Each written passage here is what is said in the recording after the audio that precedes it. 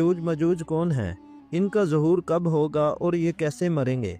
आज की वीडियो में हम आपके साथ यही समाते मौजू करेंगे, मगर इससे पहले मेरी आपसे गुजारिश है कि हमारे चैनल को सब्सक्राइब करना ना भूलें और वीडियो को आखिर तक ज़रूर देखें। प्यारे दोस्तों, हदीस मुबारका में कुर्ब क़यामत की कई निशानियां बयान की गई हैं और इसी में से एक निशानी यजूज मजूज का ज़हूर है।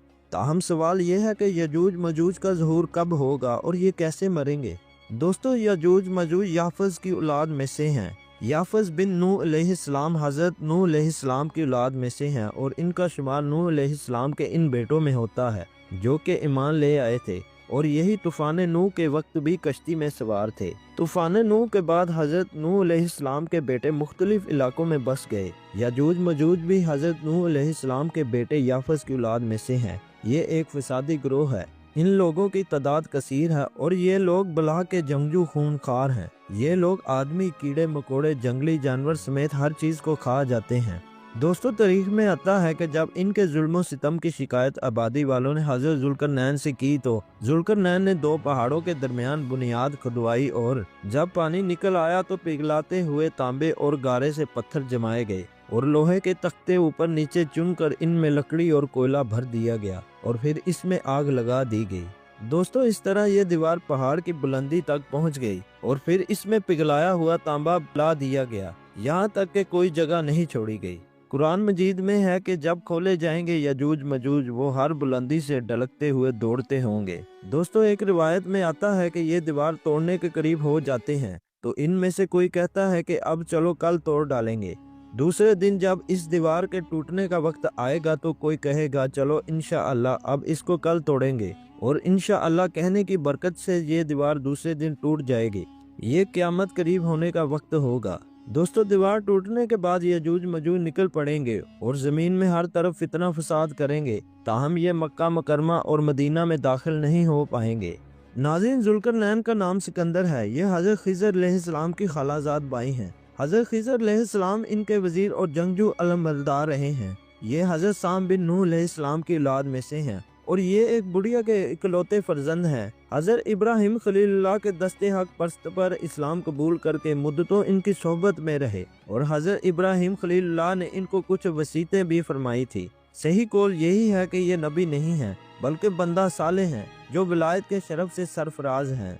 हजूर ने फरमाया कि ये जुल्करनैन दो सिंगों वाले के लक़ब से इसलिए मशहूर हो गए, इन्होंने दुनिया के दो सिंगों यानी दोनों किनारों का चक्कर लगाया था और बाज़ का कौल है कि इनके दौर में लोगों के दो करन ख़त्म हो गए।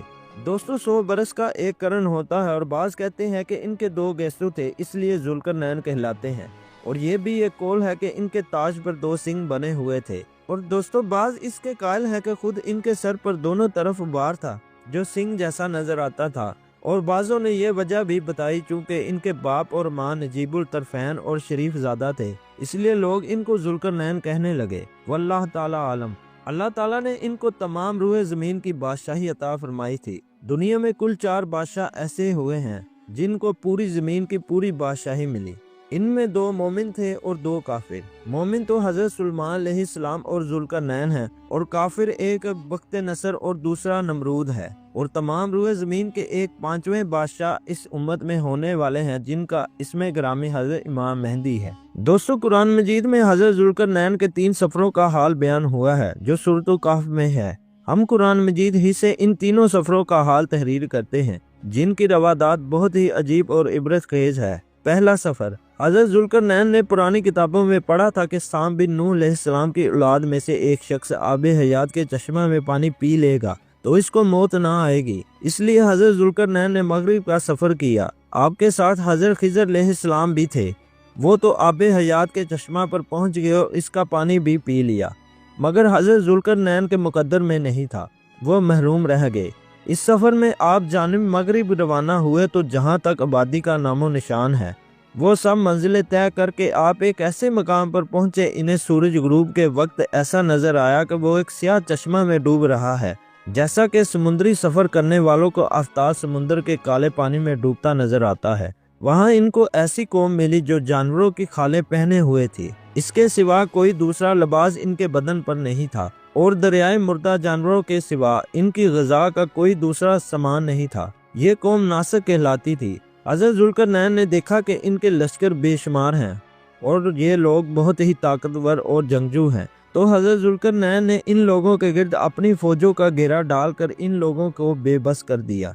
चुनाचा कुछ तो मुशर्रफ बा ईमान हो गए और कुछ आपकी फौजों के हाथ से मकतूल हो गए। फिर आपने मशरिक का सफ़र फरमाया, यहाँ तक कि जब सूरज तुलू होने की जगह पहुँचे तो ये देखा वहाँ एक ऐसी कौम है जिनके पास कोई इमारत और मकानात नहीं है। इन लोगों का ये हाल था कि सूरज तुलू होने के वक्त ये ज़मीन के गारों में छुप जाते थे और सूरज ढल जाने के बाद गारों से निकलकर अपनी रोजी की तलाश में लग जाते थे। ये लोग मुंसक कहलाते थे। हज़रत ज़ुल्करनैन ने इन लोगों के मुकाबला में भी लश्कर आराई की और जो लोग ईमान लाए इनके साथ बेहतरीन सलूक किया और जो अपने कुफर पर अड़े रहे इनको तह तबाह कर दिया। फिर आपने शुमाल की जानब सफ़र फरमाया, यहाँ तक कि सिद्दीन यानी दो पहाड़ों के दरमियान में पहुँचे तो वहाँ की आबादी वालों की अजीबो गरीब जुबान थी। इन लोगों के साथ इशारों से बमुश्किल बातचीत की जा सकती थी। इन लोगों ने हज़रत ज़ुल्करनैन से यजूज मजूज के मजालिम की शिकायत की और आपकी मदद के तलबगार हुए। यजूज मजूज ये याफस बिन नूह अलैहिस्सलाम की औलाद में से एक फसादी ग्रोह है। इन लोगों की तादाद बहुत ही ज्यादा है जो बिल्कुल जानवरों की तरह रहते हैं। मौसम रबी में ये लोग अपने गारों से निकलकर तमाम खेतियां और सब्जियां खा जाते थे और खुश चीजों को लाद कर ले जाते थे। आदमी और जंगली जानवर यहाँ तक कि सांप बिच्छू गिरगिट हर छोटे बड़े जानवर को भी खा। दोस्तों हज़रत ज़ुल्करनैन से लोगों ने फरियाद की कि आप हमें यजूज मजूज के शर से बचाइए और इन लोगों ने इसके ओज़ कुछ माल देने की पेशकश की तो हज़रत ज़ुल्करनैन ने फरमाया, मुझे तुम्हारे माल की जरूरत नहीं है, अल्लाह ताला ने मुझे सब कुछ दिया है, बस तुम लोग जिस्मानी मेहनत से मेरी मदद करो। चुनाचा आपने दोनों पहाड़ों के दरमियान बुनियाद खुदवाई। जब पानी निकल आया तो इस पर पिघलाए तांबे के गारे से पत्थर जमाए गए और लोहे के तख्ते नीचे ऊपर चुनकर इनके दरमियान लकड़ी और कोयला भर दिया गया और इसमें आग जलवा दी गई। इस तरह ये दीवार पहाड़ की बुलंदी तक ऊंची कर दी गई और दोनों पहाड़ों के दरमियान कोई जगह ना छोड़ी गई। फिर पिघलाया हुआ तांबा दीवार में पिला दिया गया जो सब मिलकर बहुत ही मजबूत और निहायत मुस्तहकम दीवार बन गई। दोस्तों कुरान मजीद की सूरत कहफ में पहले सफर का जिक्र है, फिर दूसरे सफर का तस्करा है और तीसरे सफर की रुदाद है। सर सिकंदरी कब टूटेगी? प्यारे दोस्तों हदीस शरीफ में है कि यजूज मजूज रोजाना इस दीवार को तोड़ते हैं और दिन भर जब मेहनत करते करते इसको तोड़ने के करीब हो जाते हैं तो इनमें कोई कहता है कि अब चलो बाकी को कल तोड़ डालेंगे।